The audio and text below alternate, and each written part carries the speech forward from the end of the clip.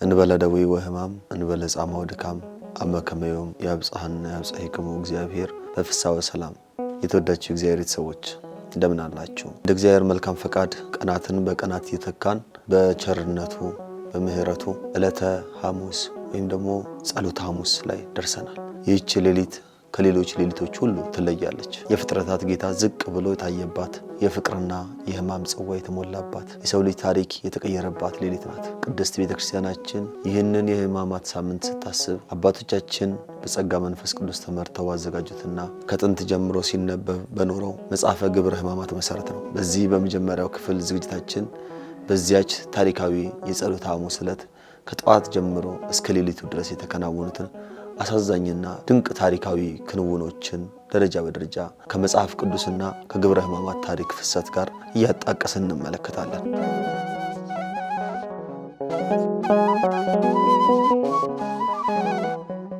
አንደኛ የፋሲካ ዝግጅትና የጽርሐ ጽዮን ማዕድ። ቀኑ ሐሙስ ነው። የቂጣ በዓል በመጀመሪያው ቀን ደቀ መዛሙርቱ ወደ ጌታችን ወደ ኢየሱስ ክርስቶስ ቀርበው ፋሲካን ትበላ ዘንድ ወዴት እናዘጋጅልህ ትወዳለህ ብለው ጠየቁት። በማቴዎስ ወንጌል ምዕራፍ 26 ላይ እንደተጠቀሰው ጌታችንም ጴጥሮስንና ዮሐንስን ጠርቶ ወደ ከተማ እንዲገቡና ማሰሮ የተሸከመ ሰውን ተከተለው ወደሚያሳያቸው ትልቅ አዳራሽ እንዲሄዱ አዘዛቸው። በዚያም ለቤቱ ጌታ መምህር ጊዜ ቀርቧል፣ ከደቀ መዛሙርቴ ጋር ካንተ ዘንድ ፋሲካን አድርጋለሁ ይላል ብለው እንዲነግሩት ላካቸው። ደቀ መዛሙርቱም እንዳዘዛቸው አደረጉ። በጽርሐ ጽዮን ወይም በማርቆስ እናት በማርያም ቤት የፋሲካን ማዕድ አዘጋጁ። ምሽትም በሆነ ጊዜ ጌታችን ከ12 ሐዋርያት ጋር በማዕድ ተቀመጠ። ይህ ማዕድ ግን እንደተለመደው የደስታ ማዕድ አልነበረ። በጌታችን ፊት ላይ ጥልቅ የሆነ የሕማም ስሜት ይነበብ ነበር። ማዕዱ እየተበላ ሳለ ጌታችን ድንገት ጸጥታውን ሰብሮ አንድ አስደንጋጭ ቃል ተናገረ። እውነት እላችኋለሁ ከናንተ አንዱ አሳልፎ ይሰጠኛል አላቸው። በማቴዎስ ወንጌል ምዕራፍ 26 እንደተጠቀሰው ይህ ቃል በሐዋርያት ልብ ውስጥ እንደ መብረቅ ጮኸ። ሁሉም እጅግ አዘኑ። እርስ በርሳቸው እየተያዩም ጌታ ሆይ እኔ እሆንን እያሉ በየተራ መጠየቅ ጀመሩ። ጌታችንም ከኔ ጋር እጁን በወጨቱ የሚያጠልቀው እርሱ አሳልፎ ይሰጠኛል ሲል መለሰ። በዚያን ጊዜ በልቡ የክህደት መርዝ የሞላው የአስቆሮቱ ይሁዳ ምንም እንዳላወቀ ሆኖ መምህር ሆይ እኔ እሆንን ብሎ ጠየቀ። ጌታችንም አንተ አልህ አለው። በመጀመሪያው ክፍል ውይይታችን ሁለተኛው ታሪካችን ደግሞ ሕጽበተ እግር ነው። ከፋሲካው ማዕድ በኋላ ማንም ያልጠበቀው እጅግ ለማሰብ የሚከብድ ክንውን ተፈጸመ። ክብር ይግባውና ጌታችን አምላካችን መድኃኒታችን ኢየሱስ ክርስቶስ ከእራት ማዕድ ተነሳ፣ ልብሱንም አኖረ፣ ማበሻም ጨርቅ ወስዶ ወገቡን ታጠቀ። ከዚያም በመታጠቢያው ውሃን ጨመረ። የፍጥረታት ሁሉ ጌታ ውሃውን በእጁ የፈጠረ አምላክ ውሃን በዕቃ ይዞ በደቀ መዛሙርቱ እግር ስር ተንበረከከ። የደቀ መዛሙርቱንም እግር አንድ በአንድ እያጠበ በታጠቀውን ማበሻ ማበስ ጀመረ። ተራው ወደ ስምዖን ጴጥሮስ ሲደርስ ጴጥሮስ በፍርሃትና በመንቀጥቀጥ ወደ ኋላ ፈገፈገ። ጌታ ሆይ አንተ የኔን እግር ታጥባለህን? አለው። ጌታችንም እኔ የማደርገውን አንተ አሁን አታውቅም፣ በኋላ ግን ታስተውለዋለህ ሲል መለሰለት። ጴጥሮስ ግን አሁንም የኔን እግር ለዘላለም አታጥብም ብሎ አሻፈረኝ አለ። በዚያን ጊዜ ጌታችን ድምፁን ከፍ አድርጎ ካላጠብሁህ ከኔ ጋር እድል የለህም አለው። ጴጥሮስም ይህንን ሲሰማ በፍርሃት ጌታ ሆይ እጄንና ራሴን ደግሞ እንጂ እግሬን ብቻ አይደለም ብሎ ተማጸነ። ጌታችን የሁሉንም እግር የዚያን አሳልፎ ሊሰጥ የተዘጋጀውንም የይሁዳንም እግር ጭምር ዝቅ ብሎ አጠበ። ይህ ተግባር በታሪክ ውስጥ ወደር የሌለው የአምላካችን የመድኃኒታችን የኢየሱስ ክርስቶስ ዝቅታ የፈጣሪን ዝቅታ የታየበት ተግባር ነበር። በዚህ ዕለት የተፈጸመ ሶስተኛ ታሪክ የአማናዊው ቁርባን መመስረት ነው። እግራቸውን አጥቦ ልብሱን ከለበሰ በኋላ ዳግመኛ በማዕዱ ተቀመጡ። በዚያም ጊዜ የዓለም ሁሉ መዳኛ የሆነውን የዘላለም ሕይወት የሚሰጠውን ታላቁን የአዲስ ኪዳን መሰረትና መስዋዕትን በተግባር መሰረተ። እየበሉ ሳለ ኢየሱስ ህብስቱን ወይም እንጀራውን አነሳ፣ ባረከውም፣ ቆረሰውም፣ ለደቀ መዛሙርቱም እየሰጠ እንካችሁ ብሉ፣ ይህ ሥጋዬ ነው አላቸው። ጽዋውንም ወይኑንም አንስቶ አክብሮና አመስግኖ ሰጣቸው፣ እንዲህም አለ ሁላችሁም ከርሱ ጠጡ፣ ስለ ብዙዎች ለኃጢአት ይቅርታ የሚፈሰው የሐዲስ ኪዳን ደሜ ይህ ነው ብሎ ተናገረ። በማቴዎስ ወንጌል ምዕራፍ 26 ላይ ተጽፎ እንደምናገኘው ይህን ባደረገ ጊዜ የብሉይ ኪዳን የእንስሳት መስዋዕት ማብቃቱንና ራሱ የዓለም ሁሉ ቤዛ የሚሆን እውነተኛው የፋሲካ በግ መሆኑን አወጀ። ከዚህ ማዕድ በኋላ ይሁዳ ቁራሹን ተቀብሎ ወዲያውኑ ወደ ውጭ ወጣ። ወንጌላዊው ቅዱስ ዮሐንስ ሲገልጽ ሌሊትም ነበረ ይላል። አዎ በይሁዳ ልብ ውስጥም በውጭም ጥልቅ ጨለማ ነግሶ ነበር ይላል። ሌላው በዕለቱ ከተፈጸሙት ታሪኮች መካከል አራተኛ ታሪካችን የጌቴሴማኒው ጸሎትና የደም ላብ ነው። መዝሙር ዘምረው ወደ ደብረ ዘይት ተራራ ወጡ። ጌቴሴማኒ ወደምትባል የአትክልት ስፍራ ደረሱ። ጌታችን ደቀ መዛሙርቱን እኔ ወዲያ ሄጄ ስጸልይ እዚህ ተቀመጡ አላቸው። ጴጥሮስን ያዕቆብንና ዮሐንስን ግን ከእርሱ ጋር ይዟቸው ገባ። በዚያ ሰዓት የጌታችን የኢየሱስ ክርስቶስ ሥጋዊ ሕማምና ጥልቅ ሐዘን በጉልህ መታየት ጀመረ። ሊያዝንና ሊተክዝም ጀመረ። ሦስቱን ደቀ መዛሙርት ነፍሴ እስከ ሞት ድረስ እጅግ አዘነች፣ እዚህ ቆዩ፣ ከኔም ጋር ትጉ አላቸው። በማቴዎስ ወንጌል ምዕራፍ 26 ላይ እንደተገለጠው ጥቂት ወደፊት እልፍ ብሎ በግንባሩ መሬት ላይ ወድቆ በዚያች በጨለማ ሌሊት የዓለምን ሁሉ ኃጢአት በጫንቃው ላይ የተሸከመው አምላክ እንዲህ እያለ ጸለየ። አባት ሆይ ቢቻልስ ይህች ጽዋ ከኔ ላይ ትለፍ፣ ነገር ግን ያንተ ፈቃድ ይሁን ብሎ ይጸልይ ጀመር። ወደ ደቀ መዛሙርቱም ሲመለስ ተኝተው አገኛቸው። ጴጥሮስንም እንዲሁ ከእኔ ጋር አንዲት ሰዓት እንኳን ልትተጉ አልቻላችሁምን? ወደ ፈተና እንዳትገቡ ትጉና ጸልዩ አለው። እንደገና ሄዶ ሁለተኛ ጊዜ ጸለየ። ተመልሶም ሲመጣ ዓይኖቻቸው በእንቅልፍ ከብደው ስለነበር አሁንም ተኝተው አገኛቸው። ሶስተኛም ጊዜ ሄዶ ያንኑ ቃል ደግሞ ጸለየ። በዚህ የጸሎት ሰዓት ውስጥ የሕማም ጽንዓት እጅግ የበረታ ከመሆኑ የተነሳ ቅዱስ ሉቃስ በወንጌሉ በምዕራፍ 22 ላይ እንደጻፈው በፍርሃትም አጽንቶ ይጸልይ ነበር፣ ላቡም በምድር ላይ እንደሚወርድ እንደ ደም ነጠብጣብ ነበረ ብሎ ይናገራል። የሰማይ መላእክት እንኳን በድንጋጤ የሚመለከቱት አስፈሪና አሳዛኝ የሕማም ሌሊት ነበር። ሌላው በዕለተ ሐሙስ ከተፈጸሙት ታሪኮች መካከል አምስተኛው የይሁዳ መሳምና የጭፍሮች መምጣት ነው። ሶስተኛ ጊዜ ጸልዮ ሲያበቃ ወደ ደቀ መዛሙርቱ መጥቶ እንግዲህስ ተኙ እረፉም፣ እነሆ ሰዓቲቱ ቀርባለች፣ የሰው ልጅም በኃጢአተኞች እጅ አልፎ ይሰጣል፣ ተነሱ እንሂድ፣ እነሆ አሳልፎ የሚሰጠኝ ቀርቧል አላቸው። በማቴዎስ ወንጌል ምዕራፍ 26 ላይ ይህንን ቃል ገና ተናግሮ ሳይጨርስ የሰይፍ የጎመድ የችቦና የፋኖስ ብርሃን ጌቴሴማኒን አጥለቀለቃት። ከ12ቱ ሐዋርያት አንዱ የነበረው ይሁዳ ከካህናት አለቆችና ከሕዝቡ ሽማግሌዎች የተላኩ ብዙ ሕዝብ አስከትሎ መጣ። ይሁዳ አስቀድሞ የምስመው እርሱ ነው፣ ያዙት፣ አጥብቃችሁም ውሰዱት ብሎ ምልክት ሰጥቷቸው ነበር። ወዲያውም ወደ ኢየሱስ ቀረበና መምህር ሆይ ሰላም ላንተ ይሁን ብሎ ጌታችንን ሳመው። ጌታችንም የፍቅርን ጌታ በክህደት ከንፈር የሳመውን ይሁዳን ወዳጄ ሆይ ለምን ነገር መጣህ አለው። እንደገናም ይሁዳ ሆይ በውኑ የሰውን ልጅ በመሳም አሳልፈ ትሰጣለህን ሲል ጠየቀው።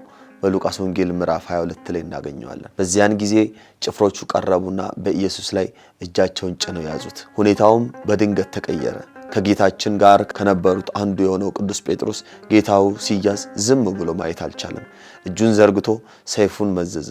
የሊቀ ካህናቱንም ባሪያ ማልኮስን መጥቶ ቀኝ ጆሮውን ቆረጠው። ነገር ግን ጌታችን በዚያች የውጥረትና የሕማም ሰዓት እንኳን የፍቅርና የምሕረት አምላክነቱን አሳየ። ጴጥሮስን ሰይፍ የሚያነሱ ሁሉ በሰይፍ ይጠፋሉና ሰይፍን ወደ ስፍራው መልስ ብሎ ገሰጸው። የቆሰለውንም የባሪያውን ጆሮ ዳሶ ፈወሰው፣ የተቆረጠውንም ቀጠለለት። ከዚያም ጌታችን ወደ ያዙት ጭፍሮች ዞሮ ወንበዴ እንደምትይዙ ሰይፍና ጎመድ ይዛችሁ ልትይዙኝ መጣችሁን? በመቅደስ ዕለት ዕለት እያስተማሩ ከእናንተ ጋር ስቀመጥ ለምን አልያዛችሁኝም አላቸው። ነገር ግን የነቢያት መጻሕፍት ይፈጸሙ ዘንድ ይህ ሁሉ ሆነዋል አለ። ይህ ሲሆን አብረውት የነበሩት ከአንተ ጋር እንሞታለን ያሉት ደቀ መዛሙርት ሁሉ ፈሩ፣ ድንጋጤም ዋጣቸው። የሰውን ልጅ መድኃኒት መምህራቸውንና ጌታቸውን በጭፍሮች እጅ ትተው ሁሉም ሸሽተው ጠፉ። ክብር ይግባውና ጌታችን አምላካችን መድኃኒታችን ኢየሱስ ክርስቶስ ያ የሰማይና የምድር ፈጣሪ እንደ ተራ ወንጀለኛ እጆቹን ታስሮ በጭፍሮች እየተገፋ እየተጎተተና እየተደበደበ ብቻውን በጨለማ ወደ ሊቀ ካህናቱ ወደ ቀያፋ ግቢ ተወሰደ። የሕማሙ የግርፋቱና የስቅላቱ መከራ ጉዞ በይፋ ተጀመረ።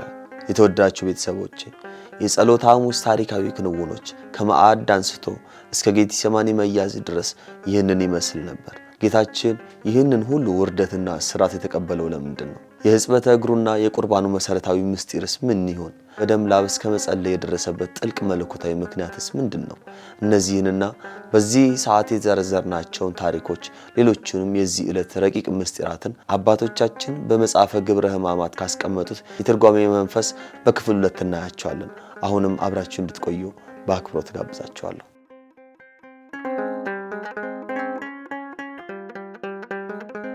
አሁን ደግሞ ይበልጥ ወደ ረቀቀው መንፈሳዊ ትርጓሜ እንሻገራለን። ቅድስት ቤተክርስቲያናችን ይህን ዕለት የምስጢር ሐሙስ ትሏለች። ብዙ ስሞች አሉት። ጸሎተ ሐሙስ፣ የምስጢር ሐሙስ ትሏለች። ለምን? ምክንያቱም በዚህች ሌሊት ከሰው ልጆች አእምሮ በላይ የሆኑ የሰማይና የምድር ጌታ ዝቅ ብሎ የገለጣቸው ታላላቅ መለኮታዊ ምስጢራት የታዩባት በመሆኗ ነው። ከመጽሐፈ ግብረ ሕማማትና ከሊቃውንት ትርጓሜ በመነሳት እነዚህን ምስጢራት በጥልቀት እንመለከታቸዋለን። አንደኛው የሕጽበተ እግር ምስጢር ነው። ጌታችን የደቀ መዛሙርቱን እግር ለምን አጠበ? የሰው ልጅ አካል ውስጥ ካሉ ክፍሎች ሁሉ ዝቅተኛውና ለትቢያ የቀረበው እግር ነው። በመጽሐፈ ግብረ ሕማማት ላይ ሊቃውንቱ እንዲተረጉሙታል። እግር የሰው ልጅ የጉዞ መጀመሪያ ነው። አዳም በገነት ሲመላለስ በእግሩ ነበር። በኃጢአት ምክንያት ደግሞ በምድር ላይ በትቢያና በእሾህ ላይ እንዲመላለስ ተፈረደበት። ጌታችን ደቀ መዛሙርቱን ሂዱና አሕዛብን ሁሉ አስተምሩ ብሎ ከመላኩ በፊት በወንጌል ጉዟቸው በትቢያ ወይም በኃጢአት እንዳይረክሱ እግራቸውን አጠበ። በግብረ ሕማማት ገጽ 3121 ላይ ተጽፎ እናገኘዋለን። ለምን በውሃ አሳጠባቸው የሚለውን ካየን ውሃ የሚያጸዳና የሚያቀዘቅዝ ነው። ጌታችን በውሃ ማጠቡ በደቀ መዛሙርቱ ልብ ውስጥ የነበረውን የክብር ፈላጊነትና የትዕቢት ትኩሳት ሊያቀዘቅዝ ነው። ሌላው የመታጠቢያው ምስጢር ጌታችን ማበሻ መታጠቁ እንደ ባሪያ ሆኖ ማገልገሉን ያሳያል። ጌታ አምላክ ሆኖ ልክ እንደ ባሪያዎቹን ሲያጥብ እኛ የትዕቢተኞች ልብ ያለን ልባችን ሊሰበር ይገባል። ይህ ድርጊት ምስጢረ ትሕትና ይባላል። ፈጣሪ ለፍጡር ዝቅ ማለቱ ፍጡርም ለፈጣሪው ዝቅ እንዲል ትልቅ ትምህርት የሰጠበት ምስጢር ነው። ሌላውና ትልቁ ምስጢር ጌታችን ራሱን የመስዋዕት በግ አድርጎ ያቀረበበት የምስጢረ ቁርባን ምስጢር ነው። ቅዱስ ዮሐንስ አፈወርቅ በግብረ ሕማማት ድርሳኑ ላይ እንዲህ ይላል። ጌታችን የብሉይ ኪዳንን ፋሲካ ከበላ በኋላ ወዲያውኑ ራሱን ቆርሶ ሰጠ። ይህን ማለቱ ጥላው አልፏል፣ አማናዊው እውነተኛው ደርሷል ማለቱ ነው። ስጋዬ ነው ደሜ ነው እያለም ሰጥቷል። ጌታችን ይህ ስጋዬ ነው ያስታውሳል ወይም ይህ ደሜን ይመስላል አላለም። ይልቁንም ይህ ስጋዬ ነው ይህ ደሜ ነው አለ። ይህ በቃላት የማይነገር ታላቅ መለኮታዊ የተዋህዶ ምስጢር የታየበት ድንቅ ቃል ነው። በደብረ ሲና በደመ በግ የተመሰረተው ኪዳን አብቅቶ በጌታችን መለኮታዊ ደም አዲስ ኪዳን ለዓለም ሁሉ ተመሰረተ። አምላካችን ምግብ ሆኖ ለፍጡራኑ መሰጠቱ ለእኛም ያለውን የፍቅር ከፍታ የሚያሳይ ነው። እኛን ከእርሱ ጋር አንድ ለማድረግ ራሱን ዝቅ አድርጎ እስከ ማዕዳችን ድረስ ወረደ። ሶስተኛው የጌቴሴማኒ ጸሎት ምስጢር ነው። ጽዋው ይለፈኝ ያለበት። ብዙዎች ጌታችን በጌቴሴማኒ ይህች ጽዋ ከኔ ትለፍ ብሎ መጸለዩን ልክ እንደ ፍርሃት ይቆጥሩበታል። ነገር ግን ምስጢሩ ከዚያ እጅግ የራቀ ነው። እንደ ኢትዮጵያ ኦርቶዶክስ ተዋሕዶ ቤተክርስቲያን ትምህርት ጌታችን በጌቴሴማኒ የጸለየው ጸሎት ስለ 3 ዋና ዋና ምስጢራት ነው። አንደኛ ፍጹም በተዋህዶ እውነተኛ ሰው መሆኑን ለማሳየት ነው። እንደ ሰውነቱ ሕማምና መከራን እንደሚሰማው ሞትንም እንደሚጸየፍ ለማሳየት ጸለየ። ይህ ባይኖር ኖሮ መከራ የተቀበለው በመሰል ወይም በምዕናብ ነው ለሚሉ መናፍቃን በር በከፈተ ነበር። ሁለተኛው ለኛ ጸሎትን ለማስተማር በፈተና ጊዜ ወደ አምላካችን እንዴት መጮህ እንዳለብን በተግባር አሳየን። ሶስተኛው የአዳምን ጩኸት የአዳምን ዕዳ ለመክፈል አዳም በገነት ውስጥ በትዕቢት ከፈጣሪው ተለይቶ ነበር። ጌታችን ደግሞ በጌቴሴማኒ አትክልት ስፍራ በትህትና በጸሎት ወደ አባቱ ቀረበ። ያ የደም ላብ የሰው ልጅ ኃጢአት ምን ያህል ከባድ እንደነበረና ጌታችንም ያንን ሸክም ለመሸከም የተቀበለውን የነፍስ ስቃይ የሚያሳይ ድንቅ ምስጢር ነበር። አራተኛው የይሁዳ መሳምና የፍቅር ምስጢር ነው። ይሁዳ ጌታውን ለመያዝ መሳምን እንደ ምልክት መጠቀሙ የሰው ልጅ ክፋትና የፈጣሪ ትዕግስት የተጋጩበት ትልቅ ምስጢር ነው። መጽሐፈ ግብረ ሕማማት ይሁዳን እንዲህ ሲል ይገስጸዋል። ኦ ይሁዳ የሕይወትን አፍ ለመሳም እንዴት ደፈርህ? ያሳደገህንና እግርህን ያጠበህን ጌታ በከንፈር ልትሸጠው እንዴት ቻልክ? ሲል ይገስጸዋል። የጌታ ዝምታ ግን እጅግ ያስደንቃል። ጌታችን ይሁዳ ሲመጣ እያወቀ አልሸሸም። እንዲያውም ወዳጄ ሆይ ለምን መጣህ አለው። ይህ ወዳጄ የሚለው ቃል የጌታን የፍቅርና ይቅርባይነት የሚያሳይ ነው። እስከ መጨረሻው ሰዓት ድረስ ለይሁዳ የንስሐ ዕድል ሲሰጠው እንመለከታለን። መሳም የፍቅር መገለጫ ሆኖ ሳለ የሞት መሳሪያ መሆኑ የዓለምን ግብዝነት ያሳያል። ጌታ ግን ያንን የክህደት መሳም በትዕግስት ተቀበለ። ምክንያቱም የኛን የጥላቻ መሳም በፍቅሩ ሊሽረው ስለፈለገ ነው። አምስተኛ እኔ ነኝ የሚል ነው የመለኮታዊ ስልጣን ምስጢር። ጭፍሮቹ ሊይዙት በመጡ ጊዜ ጌታችን ማንን ትፈልጋላችሁ አላቸው። እነርሱም የናዝሬቱ ኢየሱስን አሉት። ጌታችንም እኔ ነኝ ባላቸው ጊዜ ሁሉም ወደ ኋላቸው ተመልሰው በምድር ላይ ወደቁ። በዮሐንስ ወንጌል ምዕራፍ 18 ላይ እንደምናነበው ይህ ታላቅ ምስጢር ነው። ጌታችን የታሰረው ስለደከመ ወይም ኃይል ስለሌለው እንዳልሆነ በዚህ አሳየ። በቃሉ ብቻ ሰራዊቱን መጣል የሚችል አምላክ ነገር ግን ስለኛ ድህነት ሲል ራሱን አሳልፎ ሰጠ። በግብረ ሕማማት ላይ እንደተገለጸው በፈቃዱ ለሞት ቀረበ እንጂ ማንም በኃይል ሊይዘው አይችልም ነበር። የታሰረው በገመድ ሳይሆን በእኛ ፍቅር ነው ይለናል። የተወደዳችሁ ወንድሞቼና እህቶቼ እነዚህ 5 ምስጢራት ትሕትናው፣ ቁርባኑ፣ ጸሎቱ፣ ትዕግስቱና መለኮታዊ ስልጣኑ የጸሎተ ሐሙስ ዋና መሰረት ናቸው። ጌታችን ይህንን ሁሉ ምስጢር የገለጠው ለኛ ብሎ ነው። ታዲያ ይህ ሁሉ ምስጢር ለዛሬው ሕይወታችን ምን ትርጉም አለው? በስጋውና በደሙ መታተማችን እግር በማጠብ የገለጠው ትሕትና በእኛ ሕይወት ውስጥ እንዴት ሊተረጎም ይገባል? በጌቴሴማኒ የጸለየው ጸሎት የእኛን የፈተና ሰዓት እንዴት ያበረታዋል? በቀጣዩና በመጨረሻው በክፍል 3 እነዚህን ምስጢራት ወደ ዕለት ተዕለት ተግባራዊ ሕይወታችን እንዴት እንደምንለወጣቸው በሰፊ እናያለን። አብራችሁ እንድትቆዩ በአክብሮት ጋብዛለሁ።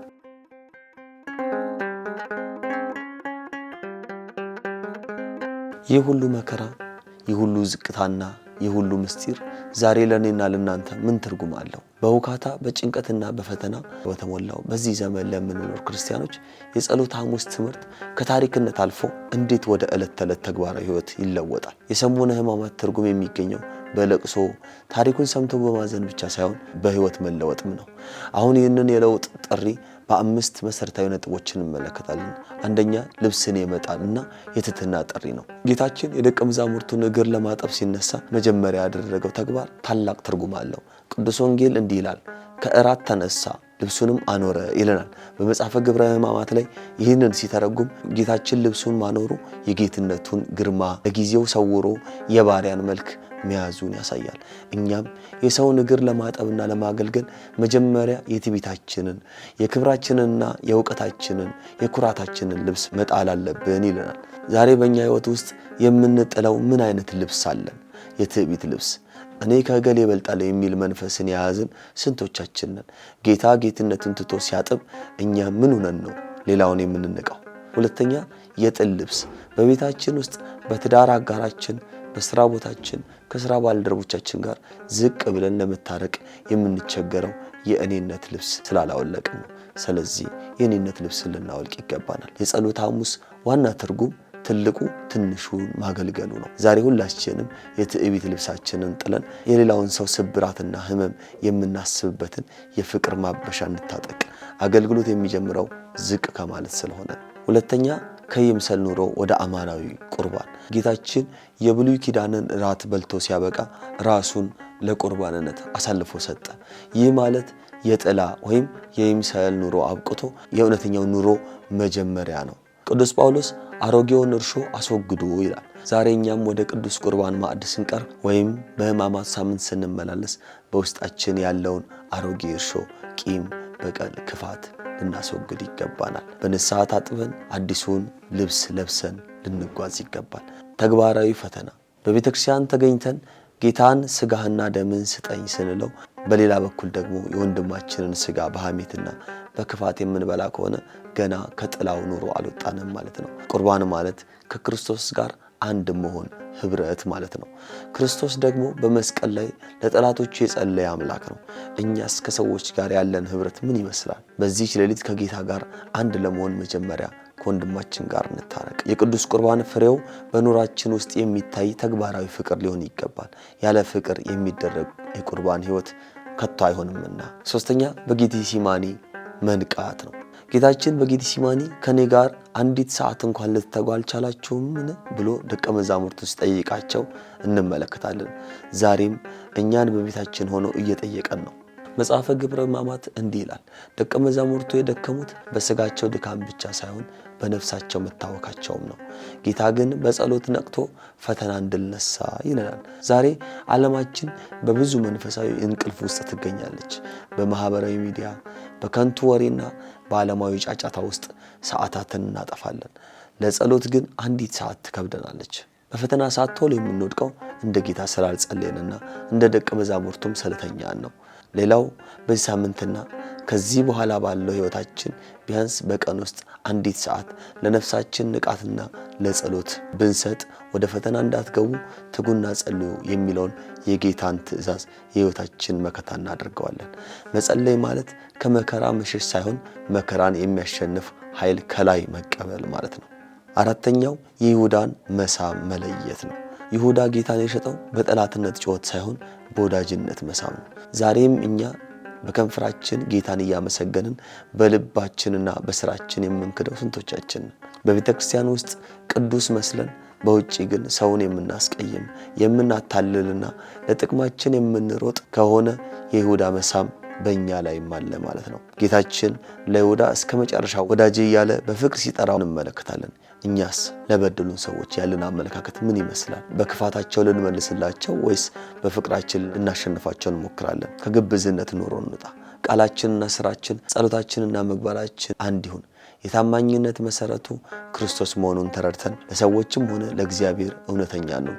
ክርስቲያን ማለት በብርሃንም በጨለማም አንድ አይነት የሆነ ሰው ነው። የተወደዳችሁ ቤተሰቦቻችን እስካሁን በነበረን ቆይታ የጸሎት ሐሙስን ታላቅ ምስጢራትን ተመልክተናል። ስለዚህ ዛሬ እኛም የነፍሳችንን እግር አጥበን የትዕቢታችንን ልብስ ጥለን ከጌታ ጋር ወደ ቀራንዮ ለመጓዝ ራሳችንን እናዘጋጅ። ጌታ ስለኛ የታሰረው እኛን ከኃጢአት እስራት ሊፈታን ነው። ስለኛ የጸለየው እኛን ከፈተና ሊያድነን፣ እኛም ከእርሱ እንድንማር እኛም እንድንጸልይ ሊያስተምረን ነው። ስለዚህ በዚህ ቅዱስ ሳምንት ውስጥ ክህደትን ሳይሆን ታማኝነትን፣ ትዕቢትን ሳይሆን ትሕትናን፣ እንቅልፍን ሳይሆን በጸሎት መትጋትን፣ መበርታትን፣ ንቃትን መምረጥ ይገባናል። የተወዳችሁ ቤተሰቦቻችን እንግዲህ የጸሎት ሐሙስን ከብዙ በጥቂቱ ታሪኩን እናንተ አካፍያለሁ። በቀጣይ ዝግጅታችን ነገ በዕለት ዓርብ ደግሞ ዓለም ሁሉ የዳነበትን ጌታችን በመስቀል ላይ 7 ታላላቅ ቃላትን ተናግሮ ነፍሱን ለኛ ቤዛ አድርጎ የሰጠበትን ታላቁን የዕለት ዓርብን የስቅለትን ምስጢር ይዘን እንገናኛለን። እስከዚያው የጌታችን የአምላካችን የመድኃኒታችን የኢየሱስ ክርስቶስ ሕማሙ መከራውና ዝቅታው በልባችን ውስጥ ፍቅሩን ንስሐውን ይትከልብን። ስብሐት ለእግዚአብሔር ወለወላዲቱ ድንግል ወለመስቀሉ ክቡር። ይቆየን።